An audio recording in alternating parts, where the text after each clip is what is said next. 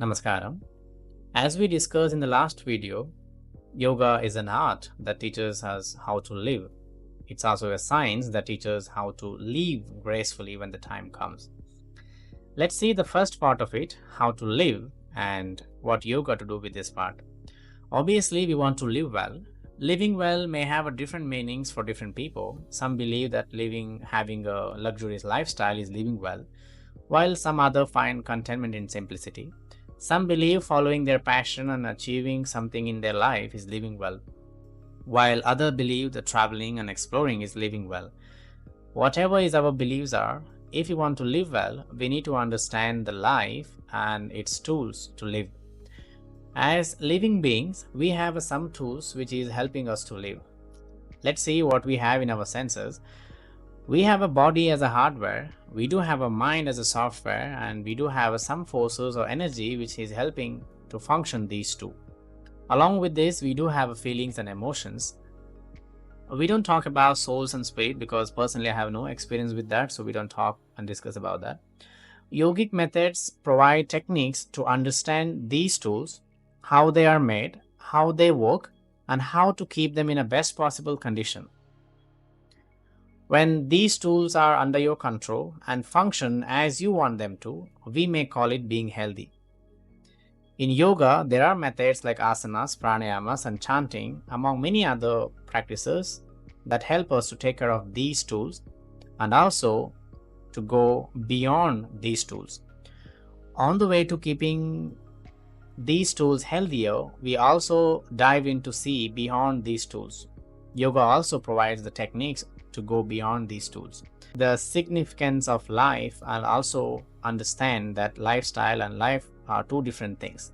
These days, as we are approaching yoga for health purposes, we also need to understand that spending 1 hour on the mat by doing some asanas or pranayamas can't bring overall well-being or health.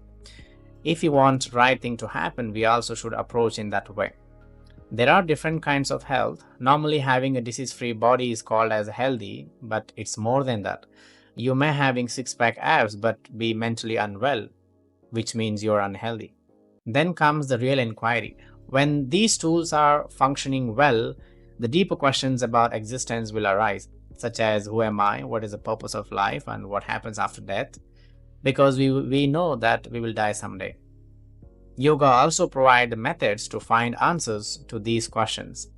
We might think who care about these questions, but if you are focused only on staying physically fit and healthy, how can we contemplate these questions?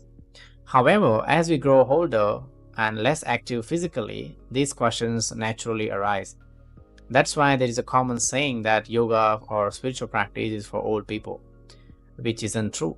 There are yogis who understand and leave their body gracefully in early ages. You may have heard about Mahasamadhi. Yoga may have magical power that can transform one's life, but it also depends on how we are approaching it.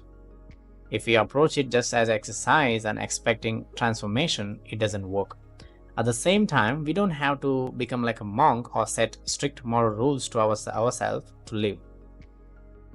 Even on the mat, while practicing, just bring some awareness to our practice. For example, with a simple wrist movement, we can do it as exercise by rotating quickly. But in yoga, we do it with the breath, awareness, and attention. If this continues with intensity, we will experience a different state.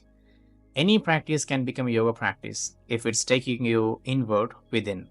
A stable mind, body, and breath are key to gaining clarity, like a still water allowing you to see what is underneath. Most yogic practices or yogis provide methods to achieve this in a different ways. Bringing clarity is the key to live sensibly. And when you achieve this, you are in yoga. You are no longer just doing yoga, you are in yoga. And that is how yoga is an art that it will teach us how to live, and also is a science. It will teach us how to live gracefully when the time comes.